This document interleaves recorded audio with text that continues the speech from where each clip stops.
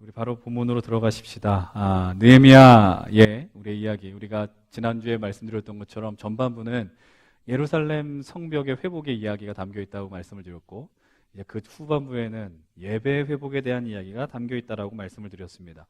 느헤미야가 그 먼 땅을 떠나와서 이제 예루살렘 그 성벽을 재건하고 회복시키는 그 프로젝트를 이제 온전하게 완성시켰다라는 것이 지난주 우리 6장을 통해서 발견할 수 있었습니다. 52일 만에 완성했다라고 성경은 기록을 하고 있습니다. 그 성벽 공사가 마무리가 된 다음에 이제 느헤미야는 사람을 세우기 시작하죠. 어떤 이들을 세우는가요?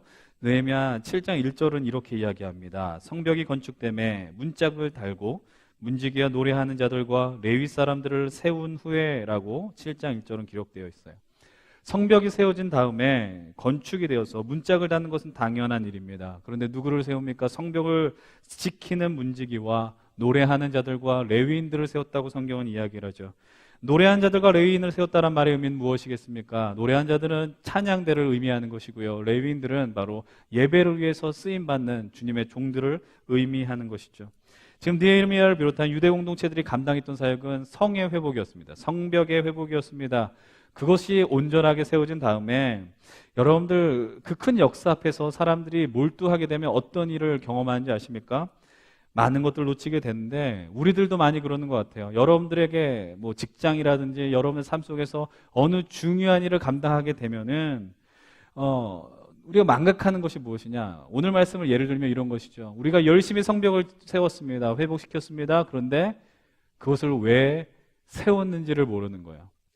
왜 그것을 회복시켰는지에 대해서 근본적인 그 이유와 질문에 대한 답을 할 수 없었다라는 것이죠. 여러분, 우리가 얼마나 부지런합니까? 한국인만큼 부지런한 사람들은 없고 열정 있는 사람들이 없죠. 근데 중요한 건 뭐냐면 열심은 참 좋은데 그 열심이 왜 열심을 해야 되느냐? 어디로부터 비롯되었느냐? 쉽게 말씀을 드리면 왜 이것을 해야 됩니까? 본질을 상실하는 경우들이 우리 삶 속에서 많이 있다라는 겁니다. 지금 느헤미야와 유대 공동체도 충분히 그럴 가능성이 놓여 있죠. 성벽은 지어졌는데 완성이 됐습니다. 감격스러운 순간이고 기적과 같은 일이 벌어진 것이죠. 그러나 왜 이것을 회복했을까라는 어떤 질문을 대하게 됐을 때 그것에 쉽게 답변하지 못하는 경우들 분명히 경험되어진다라는 것입니다. 여러분, 우리 삶 속에서 어떤 일을 감당할 때 참 본질을 기억한다는 건 중요한 것이죠. 내가 왜 이것을 할까? 내가 왜 예배를 할까? 마찬가지예요. 왜 찬양을 할까? 왜 기도를 할까? 왜 말씀을 들을까? 여러분들이 다시 본문으로 가셔서요. 이들이 예루살렘을 회복해야 되는 이유는 이것입니다. 하나님을 향한 믿음의 회복입니다. 하나님을 향한 시선의 회복입니다. 하나님을 향한 영광의 회복이죠. 그래서 그들이 이 성전에서 회복해야 되는 것은 무엇이냐? 바로 하나님 앞에 드리는 예배의 회복이었습니다. 느헤미야와 그리고 그와 함께했던 모든 사람들이 이 성벽의 회복의 이유가 무엇이냐? 회복을 통해서 예배가 되어져야 한다는 것을 분명하게 알고 있었습니다. 여러분, 이 시대 속에서 많은 사람들이 헤매는 이유가 무엇이죠? 이 시대 속에서 많은 교회들이 헤매는 이유가 무엇입니까? 교회가 왜 있느냐? 교회의 본질이 무엇이냐라는 것 아닐까요? 우리가 신앙생활하는 것도 마찬가지입니다. 여러분들 왜 예수를 믿으십니까? 왜 여기서 예배하십니까? 이곳에 나와 계십니까? 예수를 믿는다는 건, 그죠? 내가 평안하기 위해서. 그쵸? 좋습니다. 그러나 우리를 구원해서 우리를 위해 구원해 주시고 또 그분이 엄청나게 하신 그 역사들이 있기 때문에 오늘 우리가 이 땅에서 회복되어야 하는 하나님의 나라가 있다. 우리가 그것을 기억하지 않으면 오늘 이곳에 있으면서도 내가 지금 무엇을 하나, 내가 이 시간에 지금 졸린데 지금 이제 날이 점점 따뜻해지거든요. 여러분들 분명 이 시간에 절반쯤 삼층천에 가실 분들이 꽤 많이 계실 거라는 거예요. 지금도 많이 계실 것 같은데 여러분, 그것에 대해서 우리가 망각하게 되면, 본질을 놓치게 되면 왜 예배할까? 그것에 대해서 우리가 많이 놓치게 된다는 겁니다. 이런 가운데서 우리가 이제 느헤미야와 이 유대 공동체가 했던 그 버리는 사역의 역사에 이제 오늘 초점을 맞추려고 합니다. 그래서 오늘 선택한 본문이 바로 느헤미야 8장입니다. 느헤미야 8장은 제가 개인적으로 정말 좋아하는 본문입니다. 이 본문 속에서 벌어지는 부흥이 제 목회 여정 속에서도 정말 도스란히 경험되었으면 좋겠고 또 읽고 묵상할 때마다 좀 강렬하게 마음이 드는 거예요. 우리들도 이 본문의 상황과 같이 우리 청년들도 반응했으면 좋겠고 우리 잠실교회가 반응했으면 좋겠고 한국교회가 이랬으면 좋겠다라는 마음을 갖게 되는 것이죠.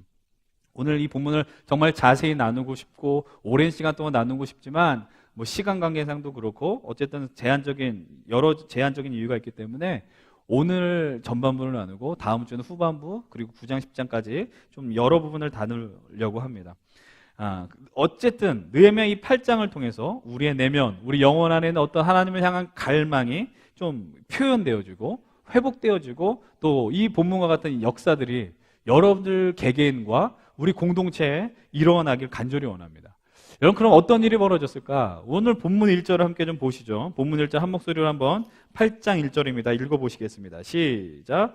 이스라엘 자손이 자기들의 성읍에 거주하였더니 일곱째 달에 이르러 모든 백성이 일제히 수문 앞 광장에 모여 학사 에스라에게 여호와께서 이스라엘에게 명령하신 모세의 율법책을 가져오기를 청하매.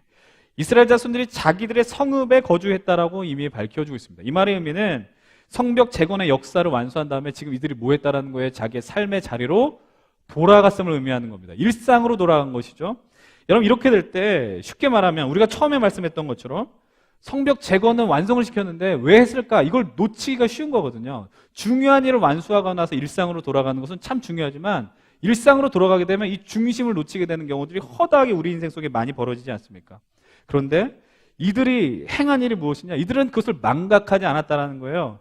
여기 성경에 보면 뭐라고 이야기해요? 모든 백성이라고 이야기합니다. 모든 백성이 누구라고 할 것 없이 성벽 재건에 동참한 사람들이 수문 앞 광장에 모였습니다. 이 성벽 안에 사람들이 가장 많이 모일 수 있는 광장에 모여서 무엇을 합니까? 학사 에스라에게 요청한다. 무엇을 요청하느냐? 모세의 율법책을 가져와서 읽어달라는 겁니다. 여러분들, 느헤미야 안에서요, 이제 이 에스라의 이름이 처음 등장합니다. 느헤미야 앞에 에스라가 있지 않습니까? 에스라, 느헤미야, 에스더 이렇게 성경이 나와 있는데 에스라는 느헤미야보다 13년 정도 먼저 포로를 데리고 예루살렘으로 돌아온 지도자였습니다. 여러분, 느헤미야를 처음 시작했을 때 우리가 에스라, 느헤미야에 대한 이야기를 간략하게 이야기했었어요. 그때 에스라의 전반부를 차지했던 사람의 이름이 스룹바벨이었고 에스라 7장부터 마지막 10장까지를 지배했던 사람이 바로 이 에스라라는 사람이었다라고 나누었었습니다. 여러분, 이 에스라는 어떤 인물이었을까? 그 에스라에 대한 이야기가 나온 게 7장부터인데 시간 관계에서 그쪽을 보지 않지만 에스라의 족보가 등장합니다. 에스라의 족보가 등장하는데 여러 명의 이름 우리가 다 놓쳐도 좋은데 한 사람의 익숙한 이름이 등장하겠죠. 누구냐면은 에스라는 아론의 16대 손이다라고 이야기합니다. 여러분들, 에스라는 쉽게 말하면 모세, 아론 가문의 뼈대에 있는 가문의 사람이었다라는 거고요. 그 다음에 대제사장 가문의 사람이었다라는 겁니다. 그 말의 의미는 에스라 역시도 어떤 존재였느냐? 대제사장이었다라는 거죠. 영적인, 그러니까 백성들의 영적인 책임을 감당한 사람이 바로 에스라였다라고 성경은 이야기를 합니다. 근데 그를 설명하는 본문은 이렇게 나와 있습니다. 에스라 7장 6절의 말씀, 우리 함께 화면에 있는 거 읽어보시죠. 시작. 이 에스라가 바벨론에서 올라왔으니 그는 이스라엘의 하나님 여호와께서 주신 모세의 율법에 익숙한 학자로서 그의 하나님 여호와의 도우심을 입음으로 왕에게 구한 것은 다 받는 자였다라고 이야기해요. 율법에 익숙했다라고 성경은 이야기합니다. 학사 에스라, 말씀에 대해 아주 충분히 알고 있는, 말씀으로 충만한 사람이 에스라였다라는 것이죠. 근데 그런 사람이 백성들을 데리고 예루살렘으로 돌아왔습니다. 회복되어지기를 원하는 것이 있었습니다. 그것이 무엇이냐면은 영적인 부분이었다라는 거예요. 그래서 에스라가 돌아오자마자 결단한 것이 있습니다. 그것이 바로 에스라 7장 10절의 본문입니다. 우리 역시 화면에 있는 말씀을 함께 읽어봅니다. 시작. 에스라가 여호와의 율법을 연구하여 준행하며 율례와 규례를 이스라엘에게 가르치기로 결심했다라고 이야기합니다. 에스라 7장 10절이죠. 에스라는 하나님의 말씀에 이미 익숙했던 사람입니다. 이미 그것에 대해서 너무나 잘 알고 있었어요. 근데 에스라가 돌아온 포로들이 예루살렘의 회복을 위해서 열심히 돌을 쌓고 건물을 짓는 것 중요한 것이지만 에스라에게 맡겨진 사명은 무엇이냐? 지어지는 그 성벽 위에서 영적인 부분을 감당해야 된다는 거예요. 그것이 에스라의 사명이었습니다. 율법에 익숙한 사람이었지만 그 말씀을 공동체에 있는 유대 백성들과 나누기 위해서 그는 더 말씀을 연구했습니다.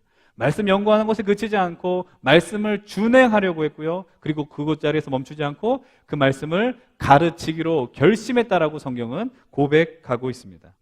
여러분, 근데 재미있는 건 뭐냐면 느헤미야 1장부터 오늘 이 자리까지 나오기까지 여러분들 에스라의 이름은 발견할 수 없었다는 겁니다. 여러분들, 에스라가 평범한 사람이 아니거든요. 아론의 16대 손이고 영적인 지도자였다라고요. 그런데 그 사람의 이름이 등장하지 않았을까? 에스라는 아마 느헤미야가 돌아온 다음에 그 예루살렘 성벽의 회복을 온전히 에스라에게 맡겼었던 것 같아요. 그리고 자기 자신은 말씀 연구와 백성들의 영적 회복을 위해서 내가 전념하겠다라고 결단했었던 것 같습니다. 여러분들 에스라는 하나님 맡겨진 그 사명의 자리를 묵묵하게 그대로 감당했었다고 우리가 해석해도 무방할 것이죠. 이제 다시 우리가 느헤미야 다시 한번 주목해서 보시죠. 예루살렘이 회복되어지는 과정은 여러분 우리가 이게 글로 읽어서 별로 감동이 안 될지 모르지만 여러분들이 그 백성들이라고 한번 생각해 보십시오. 나라를 잃은 백성들인데 정말 몇십 년 만에 몇백 년 만에 돌아와서 그 도시가 회복되어지는 것을 본다는 것은 기적과 같은 일 아니겠습니까? 엄청난 역사가 그 자리에서 벌어지는 거예요. 그러니까 여러분들 하나님의 역사를 두 눈으로 본다는 건 엄청난 감격이죠. 하나님의 일이 벌어지는 걸 두 눈으로 목도하는 것 여러분들 흔히 경험할 수 있는 일이 아니라는 거죠. 여러분들 하나님의 역사가 벌어지는 것, 기적과 같은 일이 벌어지니까 이 백성들 마음속에서 막 일어나는 갈망이 있었습니다. 그것이 무엇이냐? 바로 하나님 말씀에 대한 갈망이었어요. 하나님께서 어떤 말씀을 우리에게 주셨을까? 율법에 대한 모세를 통해 기록해 주신 율법책에 하나님이 뭐라고 말씀하셨을지 그들의 마음속에 아주 충만함이 일어났다라는 겁니다. 여러분들 우리의 인생도 마찬가지 아닙니까? 여러분들 하나님의 은혜를 경험하면 어떤 일이 벌어져요? 하나님이 누군지를 궁금해한다고요. 여러분들 은혜를 받았는데 하나님에 대한 관심이 없다는 건 은혜를 경험한 것이 아니죠. 하나님을 사랑한다라고 감히 이야기할 수 없다라는 겁니다. 그러나 우리 은혜를 경험하면 하나님이 어떤 분인지 우리는 더 알기를 원합니다. 그래서 우리가 기록되어진 성경을 열어보고요. 그 말씀에 연구하기를 더 원한다라는 거죠. 오늘 이 예배를 통해서 저는 마음속에 소망하고 기도하는 것이 있습니다. 여러분들도 오늘 예배가 끝난 집으로 돌아가셔서 내가 정말 평소에 열어보지 않는 말씀이었고 성경이었지만 내가 오늘부터 한번 말씀을 보겠노라로 결단하는 그런 놀라운 기적과 같은 일들이 일어났으면 좋겠어요. 왜냐하면 하나님에 대한 은혜를 경험하고 그 말씀에 대한 지식이 넓어지면 넓어질수록 우리는 이 성경을 그냥 둘 수 없기 때문이라는 사실이죠. 여러분 이제 이전의 말씀을 한번 보십시다. 2절은 이렇게 이야기하죠. 함께 읽어봅니다. 시작. 일곱째 달 초하루에 제사장 에스라가 율법책을 가지고 회중 앞 곧 남자나 여자나 알아들을 만한 모든 사람 앞에 이르러 라고 이야기해요. 일곱째 달 초하루에 모였다고 성경은 이야기합니다. 이건 거두절미로 짧게 이야기합니다. 일곱째 달 초하루는 우리로 치면 유대인들에게서는 이제 설날이 되는 겁니다. 설날. 그러니까 이들은 첫 시간을 뭐 하겠다는 거예요? 하나님 앞에 말씀 앞에 이렇게 서 있겠다라고 이야기를 하는 겁니다. 여러분은 다른 그 교회, 다른 나라 교회에 없는 한국만의 예배가 있는 거, 그게 무엇입니까? 그것이 송구영신 예배예요. 송구영신 예배. 여러분 참 신기한 거는 교회 안 나온 사람들도 송구영신 예배 나오더라고요. 기복적인 좀 소망이 있는 것 같아요. 그래서 말씀 뽑는 거 오늘 뭐가 뽑힐까? 마음에 안 들면 다시 넣었다가 또 뽑더라고요. 그게 송구영신 예배의 의미가 아니죠. 왜 송구영신 예배의 의미 중요한 게 뭐예요? 옛 것을 보내고 새로운 것을 맞이하는 것인데 내 그 첫 번째 시간을 하나님 앞에 드린다는 말의 의미는 뭘까요? 내가 첫 시간을 드리면 하나님 내게 복을 많이 주실 거야. 이 개념이 아니에요. 첫 번째 것을 드린다는 거, 가장 소중함을 드린다는 말의 의미고 내 2017년 말에 송구영신 예배 가운데 참여했다는 말의 의미는 2017년 역시도 하나님 앞에 우리에게 모든 것이 놓여져 있습니다라는 믿음의 고백이라는 겁니다. 그냥 그 시간에 오면은 내가 기도해서 많이 뭔가 경험한다 이건 아닌 거죠. 어쨌든 그 예배는 우리 한국교회의 아주 아름다운 유산이 되는 겁니다. 여러분 우리가 늘 하나님 앞에 말씀 앞에 내게 가장 중요한 시간을 드린다는 거 너무나도 중요함을 기억하셔야 돼요. 근데 이 구절에서 우리가 또 주목해야 하는 것이 또 한 가지 있습니다. 그것이 무엇이냐? 이 말씀에 어떤 사람들이 서 있느냐라는 거예요. 여러분 보십시오. 2절 하반절에 뭐라고 이야기해요? 회중들이 모였어요. 회중이 모였는데 그 회중을 어떻게 설명하냐? 바로 남자나 여자나 알아들을 만한 모든 사람이다라고 성경은 이야기를 합니다.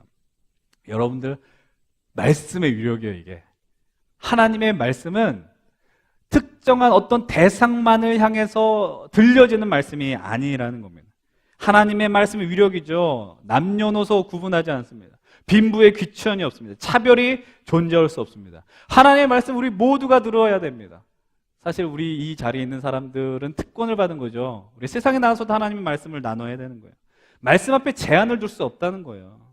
또 다른 관점으로는 말씀을 누가 들어야 되냐? 다 들어야 된다는 겁니다.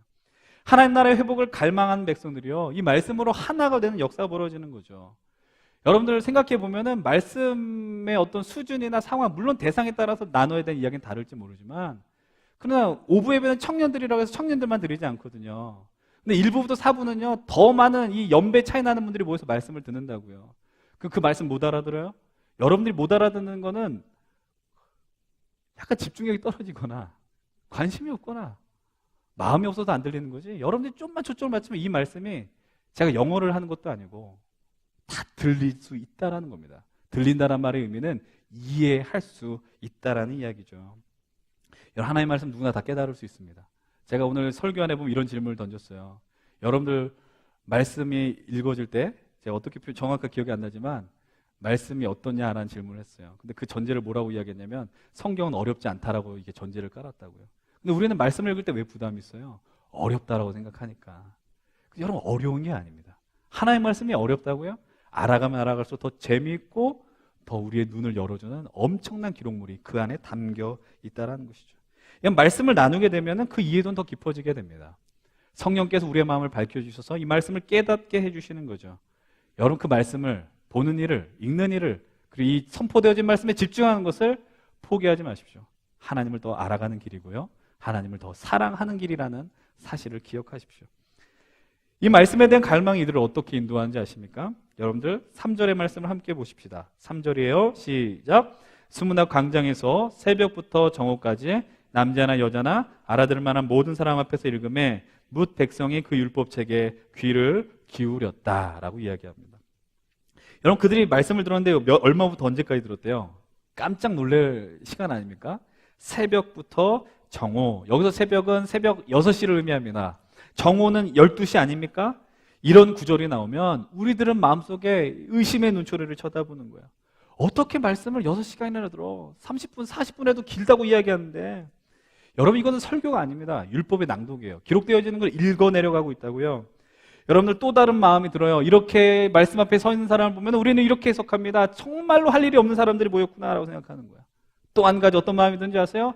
여기는 믿음이 좋은 사람들만 모였구나라고 이해를 하는 거죠. 여러분들 왜 이렇게 자꾸 이런 부분이 나오면 나와 상관없는 이야기라고 생각하십니까? 6시간 그것을 어떻게 하느냐? 여러분 그렇지 않습니다. 우리가 말씀을 갈망하게 되고 말씀 앞에 사로잡히게 되는 경우가 분명히 우리의 믿음의 이 여정 속에서 경험되어져요. 여러분들 오랜 시간 동안 여러분 성경 읽어본 경험이 있으십니까? 억지로 수련회 끌려가서 성경 통독하는 거 이런 거 말고 내 마음속에 하나님의 말씀에 대한 이 갈망이 불과 같이 일어나서 6시는 좀 너무 심했으니까 한 2시간, 3시간 그렇게 해본 경험도 있지 않으십니까? 여러분 이런 위대한 표현이 하나 있어요. 뭐라고 이야기하냐? 처음에 내가 성경을 읽어내려 가는데 나중에는 성경이 나를 읽어간다라는 어마어마한 표현이 있습니다. 여러분 말씀을 읽다 보면 말씀이 나를 사로잡는 거죠. 하나님 말씀이 나를 이 말씀의 속으로 끌어 들어가는 겁니다. 이 6시간은 도전 못할 시간이 아닙니다. 저와 같은 목회자들만이 하는 시간이 아닙니다. 여러분들도 할 수 있는 시간이다라는 거죠. 여러분 제가 이 자리에 설교자로 서 있습니다. 목회자로 목사로 서 있습니다. 여러분들 한번 생각해 보십시오. 제가 원래부터 믿음이 좋았을까요? 원래부터 말씀을 좋아했을까요?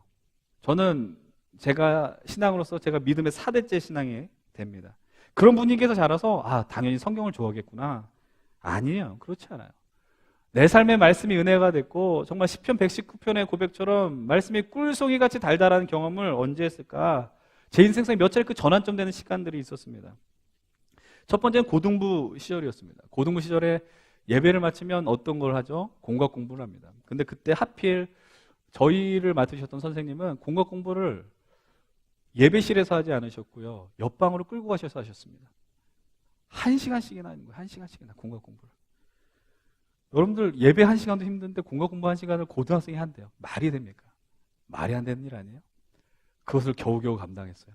근데 어느 날 선생님이 은혜를 받으셔서 우리를 갖고 공각 공부 모임을 끝내고 큐티 모임을 인도하시겠다는 거예요. 밥을 먹어야 되는데. 이런 이야기는 벌써부터 질리지 않습니까? 여러분들 예배 끝나고 큐티 모임 하십시오. 목장 모임인데 말씀 공부하십시오. 교회 안 나온다 그럴 거야 아마. 여러분 근데 그때 모임이 처음에 3명, 4명으로 시작했습니다.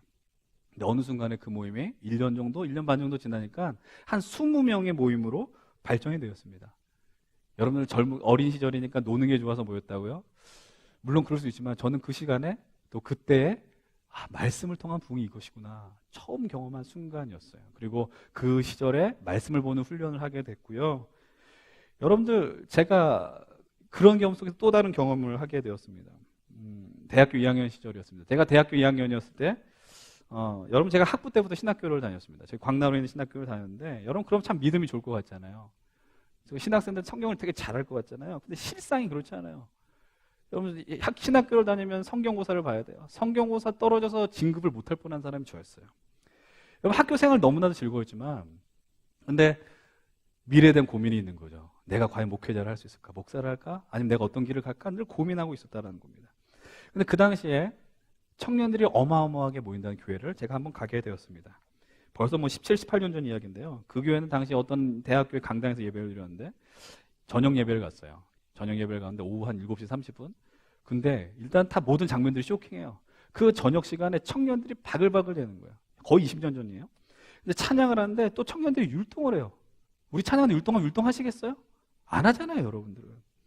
더 쇼킹한 장면이 있어요. 설교를 하는데 사람들이 목사님을 쳐다보는 거예요. 더 쇼킹한 장면이 뭔지 아세요? 모든 사람들이 다 그 설교 말씀을 메모하고 있는 거예요. 난 지금까지 태어나서 메모한 적이 없었거든요, 그때까지. 설교 말씀을 왜 메모해? 안 볼 건데.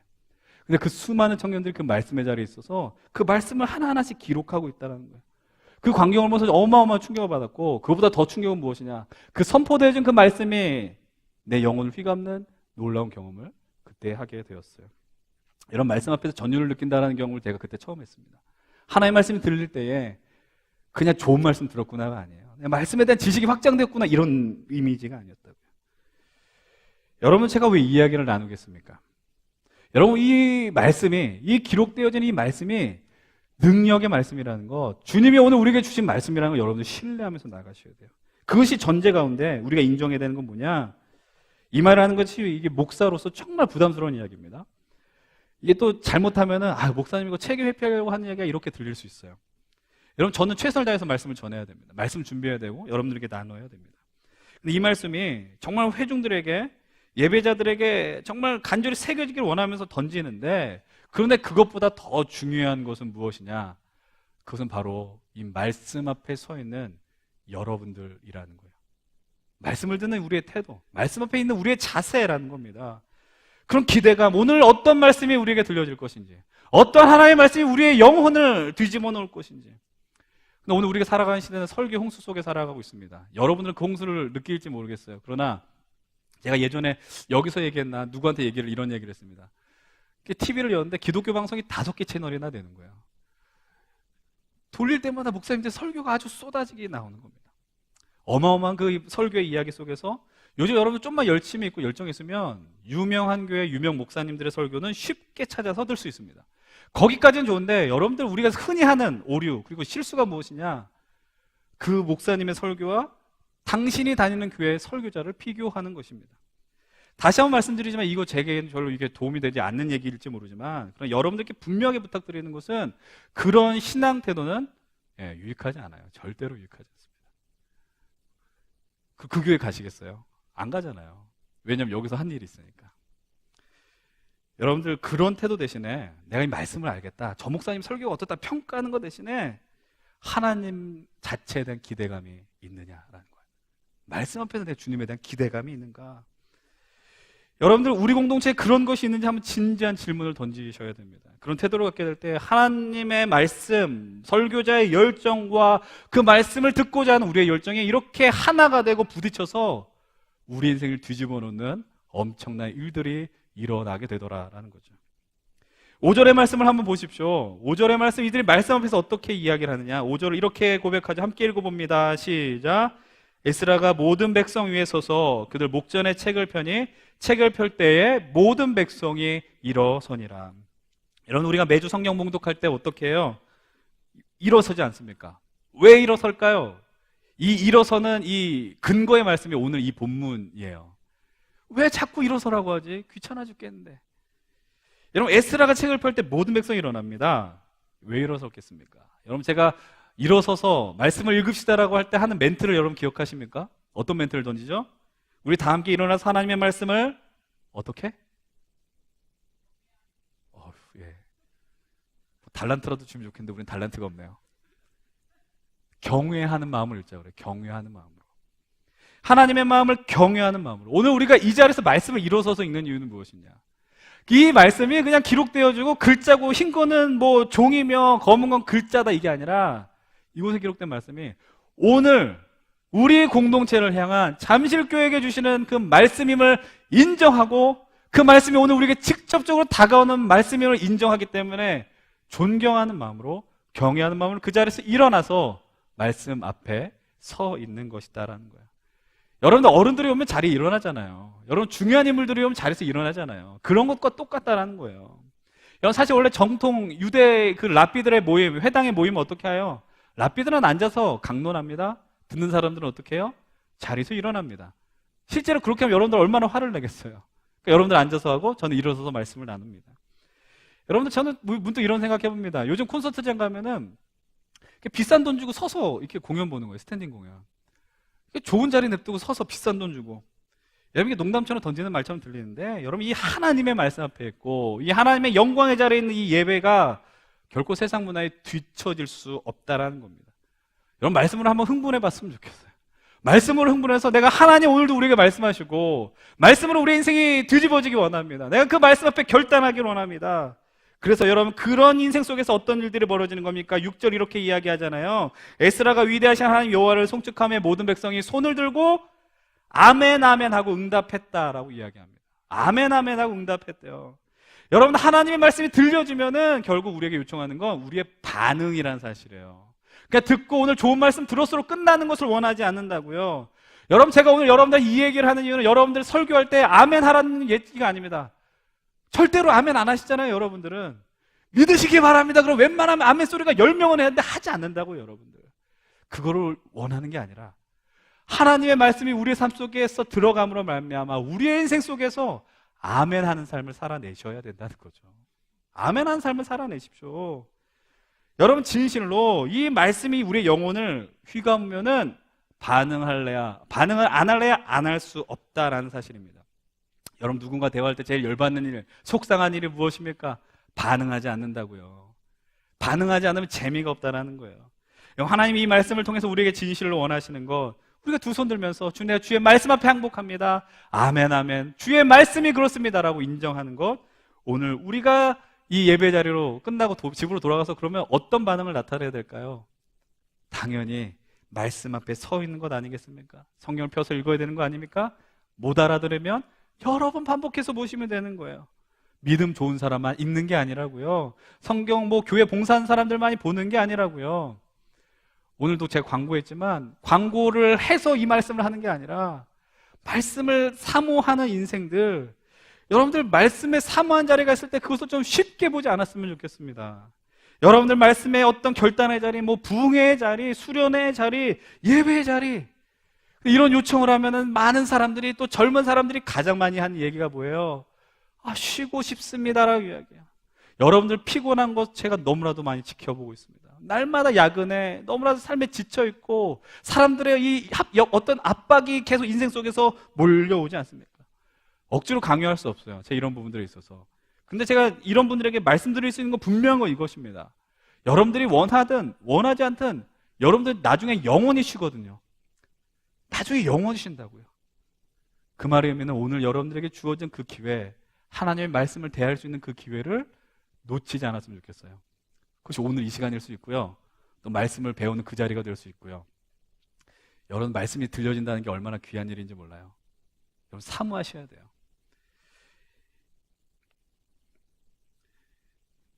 이제 이 말씀이 여러분들 결국 이들로 하여금 어떤 일들을 하게 할까, 그것을 우리가 좀 봤으면 좋겠어요. 9절의 말씀 한번 읽어봅시다.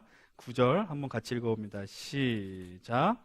백성이 율법의 말씀을 듣고 다 우는지라. 총독 느헤미야와 제사장금 학사 에스라와 백성을 가르치는 레위 사람들이 모든 백성에게 이르기를 오늘은 너희 하나님 여호와의 성일이니 슬퍼하지 말며 울지 말라 하고.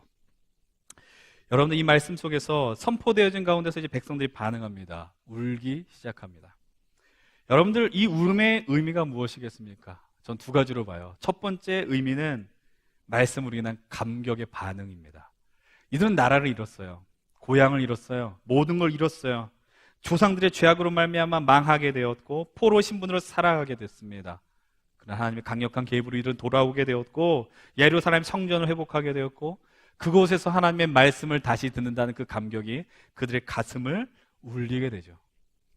여러분 이 표현이 어떨지 모르겠지만 하나님의 말씀이 우리를 때리게 되면, 때린다는 표현이에요. 정말 가슴을 치게 되면 감격할 수밖에 없어요.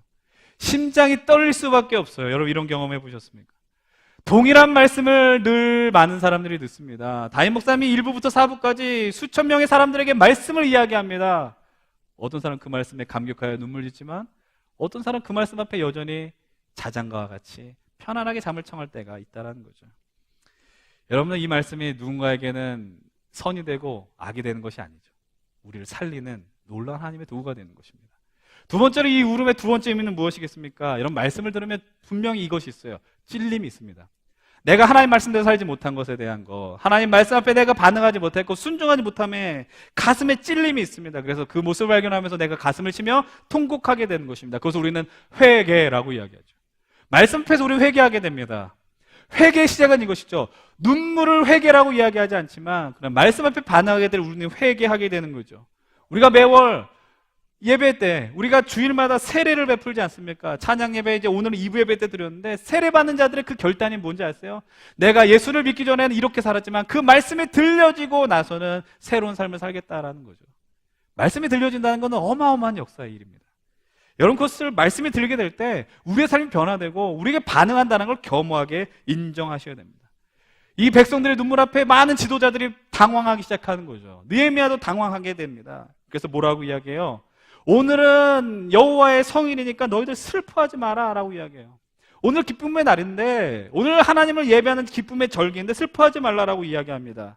그러면서 느헤미야가 요청한 것이 무엇이죠? 10절의 말씀을 한번 읽어봅니다. 10절 시작. 느헤미야가 또 그들에게 이르기를 너희는 가서 살찐 것을 먹고 단 것을 마시되 준비하지 못한 자에게는 나누어 주라. 이날은 우리 주의 성일이니 근심하지 말라. 여호와로 인하여 기뻐하는 것이 너희의 힘이라고. 여러분 이 말씀이 우리 영혼에 새겨지는 그날, 우리가 사라지는 날이고 회복되어진 날인 줄 믿습니다. 오늘은 슬픈 날이 아니야. 하나님의 말씀이 들린 것은 기쁨의 날이다라고 이야기해요. 그래서 느헤미야가 백성들 향해서 아주 담대한 어마어마한 고백을 하기 시작하는 겁니다. 뭐라고 이야기해요? 저를 한번 따라해 보십시다. 여호와를 기뻐하는 것이, 좀 힘있게 했으면 좋겠어요. 여호와를 기뻐하는 것이 우리의 힘이다. 하나님을 기뻐하는 것이 우리의 힘이다. 이 믿음의 길을 걸어가는 것, 하나님을 알아가는 것, 하나님의 말씀이 우리의 영혼을 휘감게 될 때 벌어지는 것은 우리는 기뻐하는 것입니다. 하나님을 알아갈 때, 하나님이 어떤 분인지 알게 될 때 우리는 감격하고 웃음을 짓게 되고 미소 짓게 되는 것이죠.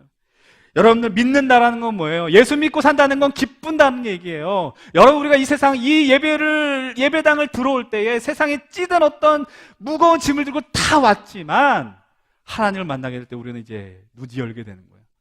웃음으로 변하게 되는 거예요. 슬픔이 변화해서 기쁨으로 변하게 되는 것입니다. 여기 오늘 여전히 힘겨움 속에 있는 분들 계실지 몰라요. 불안감으로 가득한 분이 계실지 몰라요. 그러나 주님을 진실로 경험하게 되면 우리 안에 기쁨이 넘치게 됩니다. 즐겁습니다. 그런데 그것이 힘이라고 성경은 말씀하고 있습니다.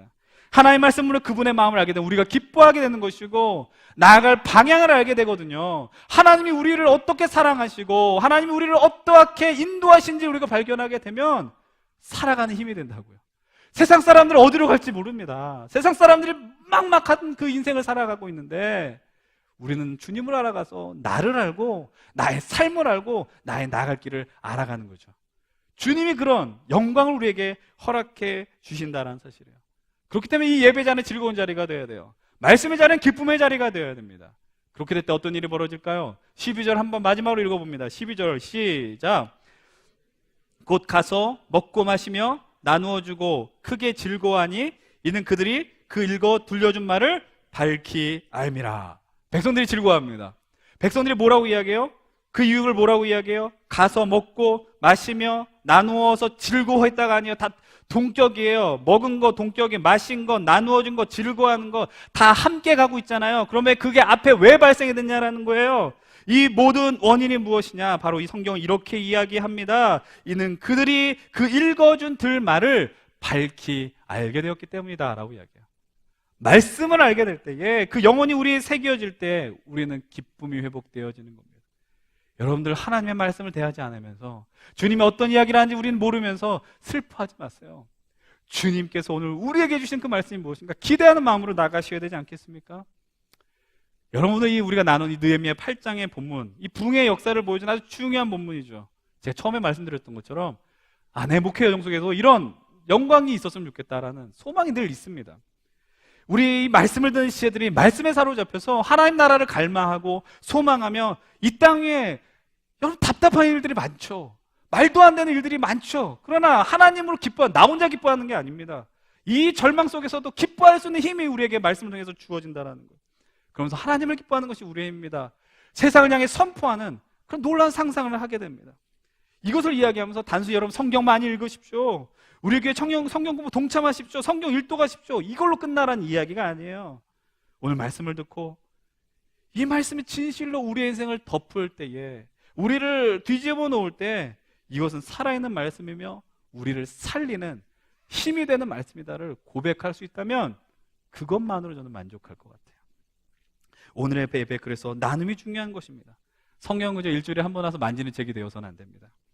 여러분들, 이 말씀이 우리를 살리고 우리 공동체를 살리고 이 민족을 살리는 위대한 말씀이라는 걸 여러분 고백하셔야 되는 거예요. 이 말씀 속에 우리를 살리는 길이 분명히 기록되어 있습니다. 전 성경이 좋습니다. 말씀이 좋습니다. 재미가 있습니다. 그 재미를 저만 누리지 않았으면 좋겠어요. 여러분들도 누렸으면 좋겠어요. 근데 재미로 보는 수준을 뛰어넘어서 상상을 뛰어넘는 것도 이 안에 담겼다는 것을 기억하십시오. 성경을 보다 모르면 찾아와서 물으십시오. 찾아와서 물으면 제가 모르는 게 있을까요? 없을까요? 당연히 있어요. 그럼 뭐라고 대답해요? 이딴 거 물어보라고 얘기하지 않아요. 같이 알아보자라고 이야기해요. 정말 놀라운 기적과 같은 일들이, 목사님 좀 성경 공부 좀 해주세요 라고 하는, 있을까요? 있었으면 좋겠어요. 그래서 제 시간 쪼개서 만들고 나눴으면 좋겠다는 생각을 해봅니다. 하나님의 말씀을 경험하는 건 즐거운 일입니다. 기쁜 일입니다. 하나님의 말씀을 즐거워할 때, 그때 신자들은 힘이 생기게 되는 겁니다. 하나님 나라를 살아가는 건 우리의 지식으로 할 수 없어요. 하나님의 말씀으로 가능하다라는 사실입니다. 오늘 하나님께서 우리를 향한 그 계획들, 하나님의 그 위대한 사랑, 이 부흥이, 이 말씀을 통한 역사가 이 유대 공동체 안의 역사가 아니라 오늘 우리 잠실교회와 조국교회와 우리 청년 공동체와 여러분들의 삶을 회복시키는 위대한 말씀 되기를 다시 한번 간절히 축원드립니다. 집에 돌아가셔서 펴서 읽으시고 말씀을 살아내십시다. 우리 말씀을 기억하면서 함께 준비한 예물 드리십시다. 준비한 예물 드리면서 주 말씀 향하여 내가 달려나가겠습니다. 이 믿음의 고백하시고 찬양하며 예물 드리십시다.